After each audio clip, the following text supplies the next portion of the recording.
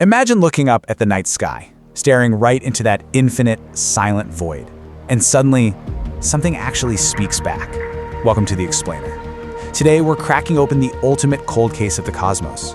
We're talking about a mystery that has completely baffled scientists and space enthusiasts for decades now. It's this incredible story of quiet observation, absolute sudden shock, and a lingering question that, honestly, still haunts us. We're going to decode the famous 1977 WOW signal, and we're relying entirely on the raw data and evidence captured on that one fateful night. So let's dim the lights and look deep into the universe. Okay, let's dive into this and set the scene. Back in 1965, the Big Ear telescope was set up. Now, this wasn't your standard optical telescope with, lenses and mirrors. It was a radio telescope, basically a massive receiving antenna designed purely to catch radio waves from deep space. By 1971, this completely fixed telescope kicked off a dedicated survey, just scanning the cosmos for radio galaxies. It was a narrowband telescope, which means it listened very closely to highly specific slices of the cosmic dial. For years, it was totally routine, just the hum of background noise.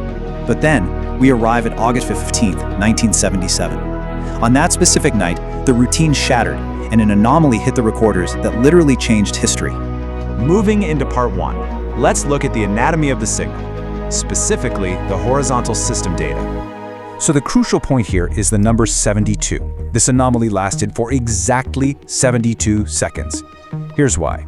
Because the receiving antenna was completely bolted to the ground, it actually relied on the Earth's rotation to scan the sky.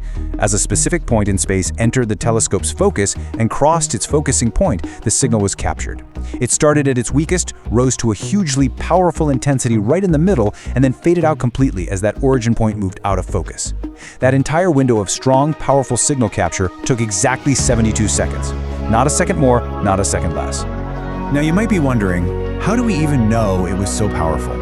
Well, back in 1977, the telescope's data was printed out page by page on these continuous printing pages.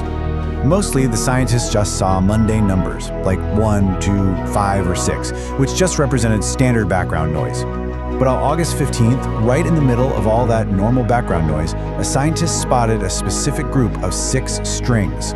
It was an almost perfect, high-intensity, high-frequency anomaly printed right there on the page as 6EQUJ5. It was something so extraordinary and so wildly powerful compared to the weak signals they usually got that he grabbed a red pen and literally wrote the word WOW right next to it. And just like that, the signal got its legendary name. Let's jump to part 2, the hydrogen connection and the 1420 megahertz frequency. Now, what's really interesting about this is that the WOW signal came in blazing strong at exactly 1420 megahertz. Why is that specific number such a big deal? Because 1420 megahertz is incredibly close to the frequency of the hydrogen element. And hydrogen, it's the most abundant element in the universe. Communication theories have long suggested that if an advanced alien civilization actually wanted to send signals across the cosmos, they'd use a narrow signal on this exact, universally recognized frequency so anyone listening would instantly notice it. It's considered one of the absolute strongest candidate frequencies for extraterrestrial communication. It's a frequency that essentially broadcasts, hey, we understand the fundamental building blocks of the universe. Adding to the sheer mystery of this perfectly aligned frequency is where the telescope was actually pointing. The origin point of the signal traced right back to the obvious natural structure at the center of the Sagittarius constellation. Think about that for a second. Out of the vast, endless expanse of the night sky, this insanely powerful 72-second burst of 1420 megahertz energy beamed directly from the heart of Sagittarius. Moving on to part 3, aliens or glitch. Let's look at the possible explanations. As investigators, we absolutely have to run through all the possible suspects on the board, both earthly and cosmic. Could it have been human interference? Maybe classified military transmissions, or some secret communication system from an aircraft passing overhead? If it wasn't human, what about cosmic events? Some theories threw around the idea of a supernova.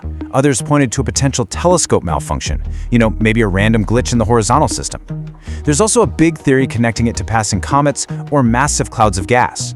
We've got to put all of these possibilities right up there on the board. And this brilliantly illustrates the great debate of the WOW signal. It's like a giant cosmic scale. On one side, we have the possibility of a natural or human occurrence. Maybe it really was a 1 in a million naturally occurring glitch, a freak event of gas or comets that just happened to mimic a perfect signal.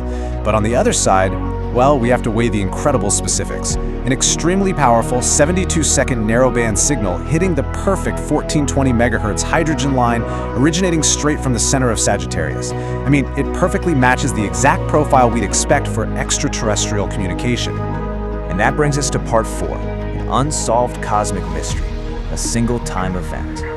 But here's the most haunting part. The signal was lost.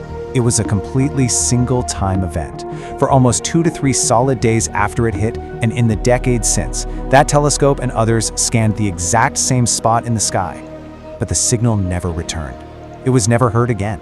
So as we wrap up this explainer, I want to leave you with a final thought to ponder. Look at the data we've unpacked today. Look at the 72 seconds, the 1420 MHz, the origin point. Was the WOW signal just a bizarre 1 in a million equipment malfunction or a totally random natural glitch? Or, for one brief, 72-second window in August 1977, did extra beings in the universe actually say hello?